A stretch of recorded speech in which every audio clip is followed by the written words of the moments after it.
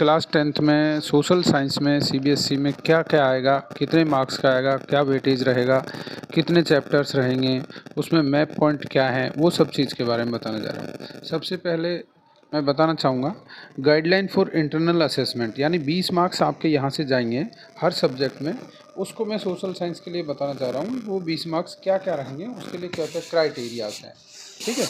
तो उसमें आप देखिए कि सबसे पहले ऊपर दिया है पेन पेपर टेस्ट, यानी आपके PT1, PT2, PT3 half yearly ये जो एग्ज़ाम होती हैं उन सब के मार्क्स है ना, वो मतलब 5 मार्क्स काउंट होंगे आपके फाइनली, ठीक है।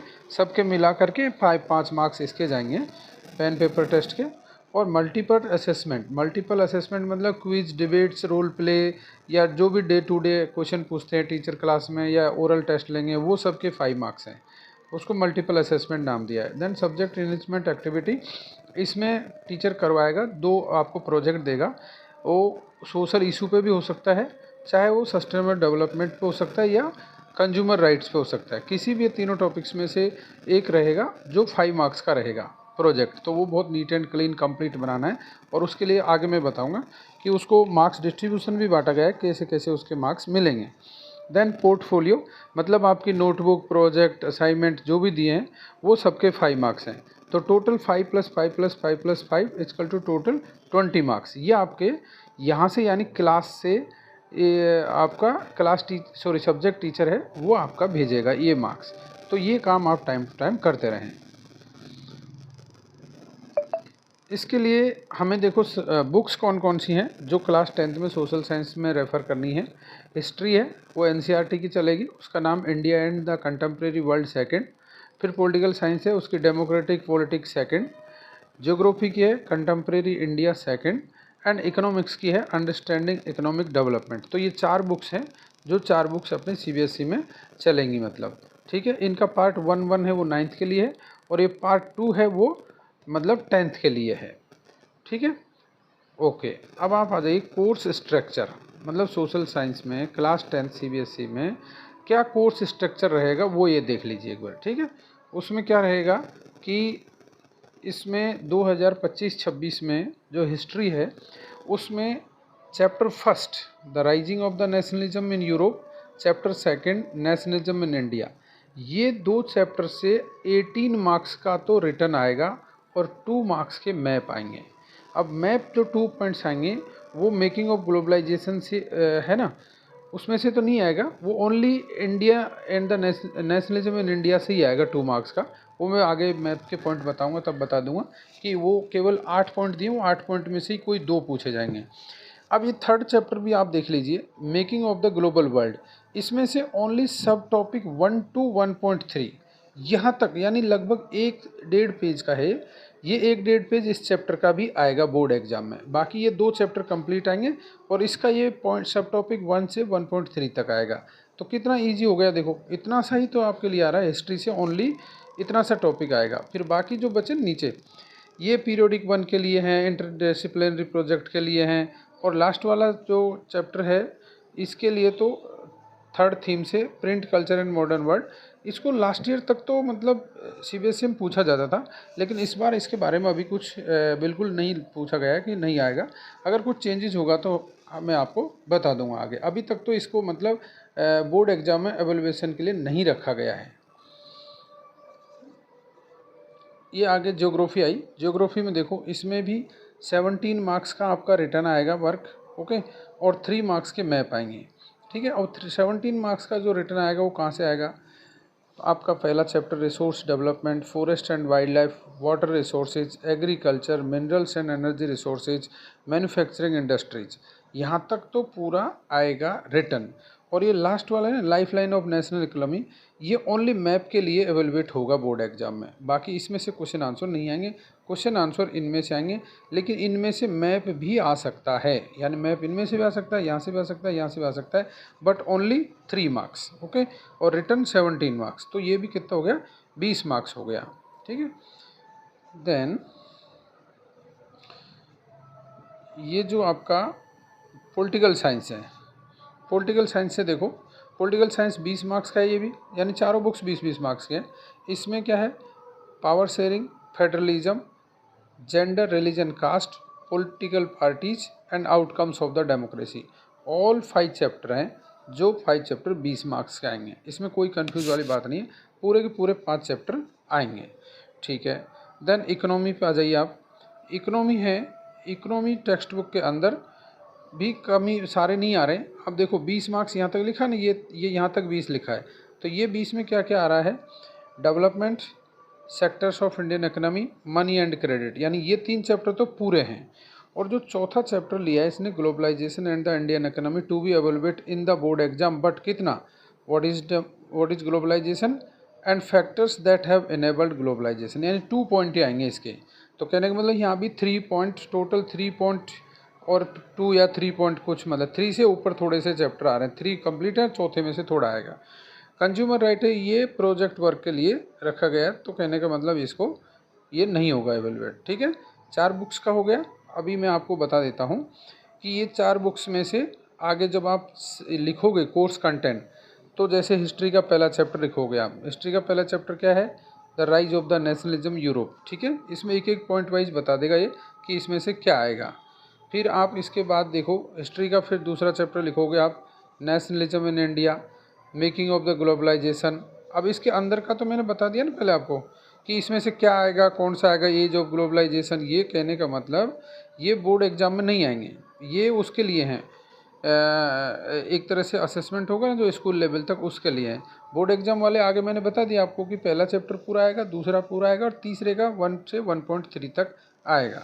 ठीक है, चलो नेक्स्ट आया आपका ज्योग्राफी। ज्योग्राफी में what resource and development, forest and wild life resources, then water resources, agriculture, minerals and energy resources, lifeline of national economy. मतलब ये नेशनल इकोनॉमी ओनली मैप के लिए आएगा, बाकी ये 5 में से रिटर्न एंड मैप दोनों चीज़ आएंगी। ठीक है, okay, then you can come the political science. इसमें तो मैंने आपको बताया कोई कंफ्यूज नहीं है, पूरे 5 चैप्टर आएंगे।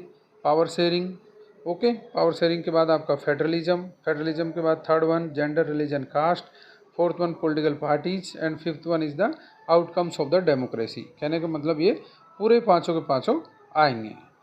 ओके, अब आप आ जाओ इको में। इको में आपका पहला चैप्टर डेवलपमेंट फुल आएगा, दूसरा आपका sectors of the Indian economy, ये भी कंप्लीट आएगा। मनी एंड क्रेडिट, ये भी कंप्लीट आएगा, यानी 3 तक तो कोई डाउट नहीं है, 3 पूरा आएंगे। और चौथा है उसमें आपको देखा ना सब टॉपिक 2 ही आएंगे। कौन कौन से सब टॉपिक? सब टॉपिक इधर लिखा, what is globalization, factors that have enabled globalization. बस ये 2 टॉपिक ही आएंगे पूरा चैप्टर में, इतनी ही है, वो ज़्यादा होगा। नई बुक में तो बस इतना ही दिया होगा, वो दिया ही नहीं होगा। फिर उसके बाद life line of national economy है, ये मतलब आपका मैप आ सकता है इसमें से, और ये जो इंटरनल असेसमेंट है उसके लिए इसको पूछ सकते हैं। प्रोजेक्ट के लिए मैंने आपको बताया ही था, ये consumer rights, social issue and sustainable development, इनमें से किसी भी एक के ऊपर प्रोजेक्ट बनवा सकता है, वो टीचर के ऊपर डिपेंड है, टीचर बताएगा वो आपको बताने हैं।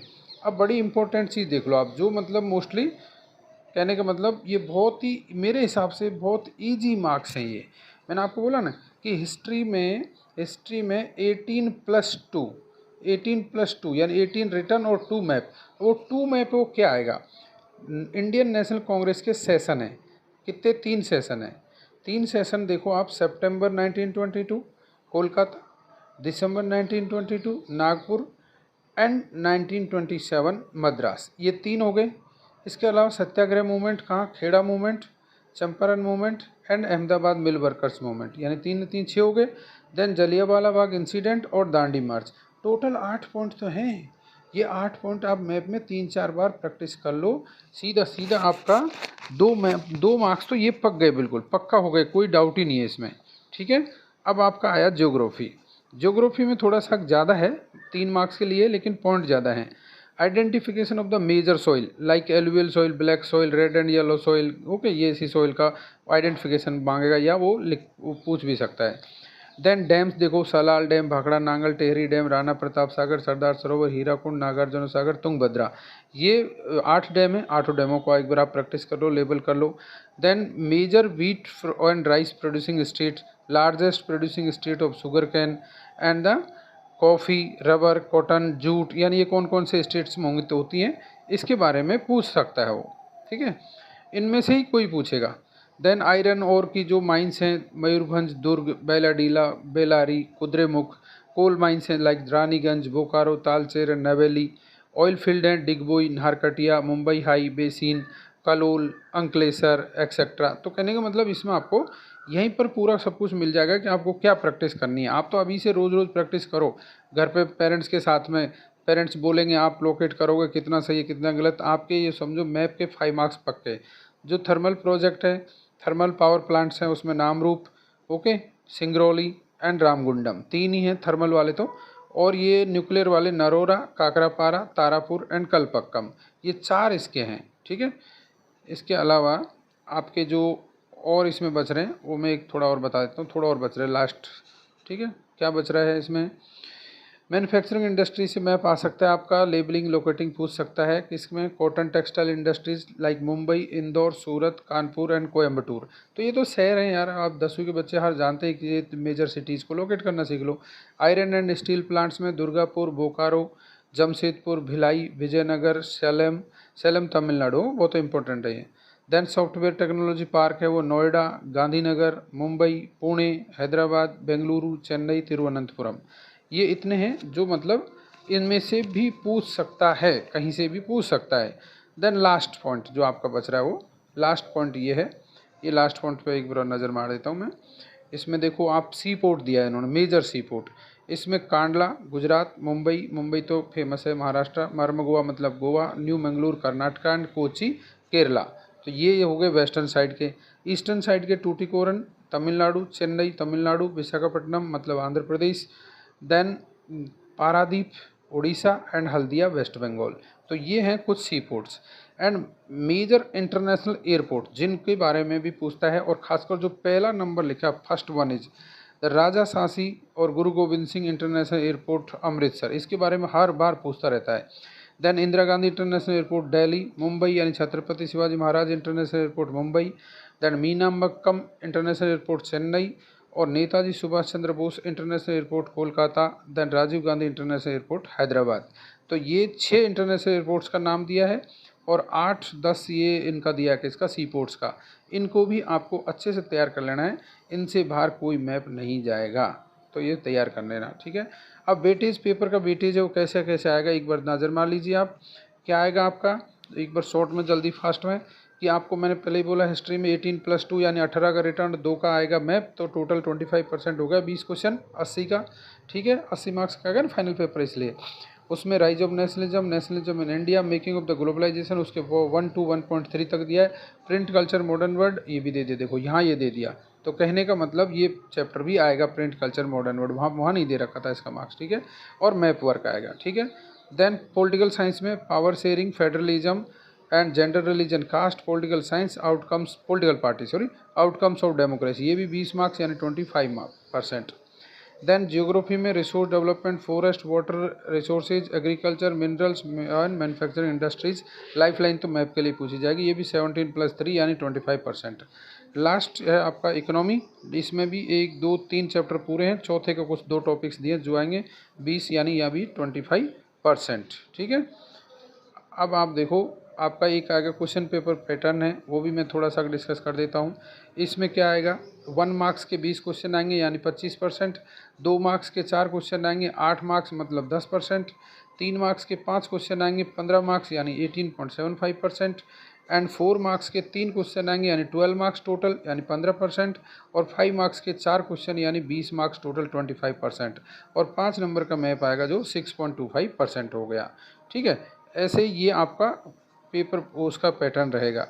और इस टाइप के क्वेश्चन भी पूछे जाएंगे ना, वो मतलब किस टाइप के कितने क्वेश्चन पूछे जाएंगे, तो रिमेंबरिंग बेस के ऊपर कितने हैं, अप्लाइंग कितने हैं, एनालाइजिंग कितने हैं, ओके, मैप स्किल कितने हैं, ये भी आपके सामने बता रखा है, ओके। देन ये प्रोजेक्ट के ऊपर एक नज़र मार लेता हूँ मैं। प्रोजेक्ट पे देख लो, आपको ऐसा लगेगा कि सर प्रोजेक्ट का आप बता रहे थे उसमें क्या है।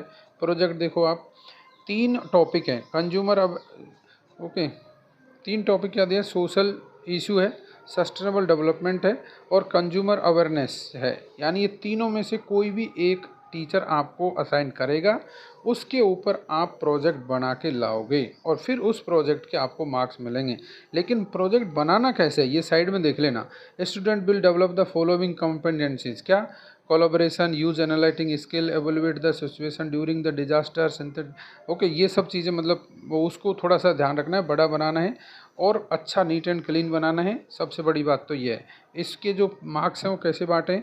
2-2-1 में बांटें। 2 किसके हैं? कंटेंट, एक्यूरेसी एंड ओरिजिनलिटी, यानी उसको कैसा कंटेंट है, कितनी एक्यूरेसी है और ओरिजिनलिटी कहकनी है। Then competency exhibited and presented, कैसी उसको प्रेजेंट किया, एग्जिबिटेड किया कॉम्पिटेंसी को, और like a viva voce, okay, ये भी एक मार्क्स का है। तो कहने का मतलब ये सब चीज़ों के बेस पर आपको ये रहेगा। ओके, मैं उम्मीद करता हूँ आपको समझ में आया होगा और आपको अच्छा लगेगा। कुछ डाउट है तो आप पूछ लेना।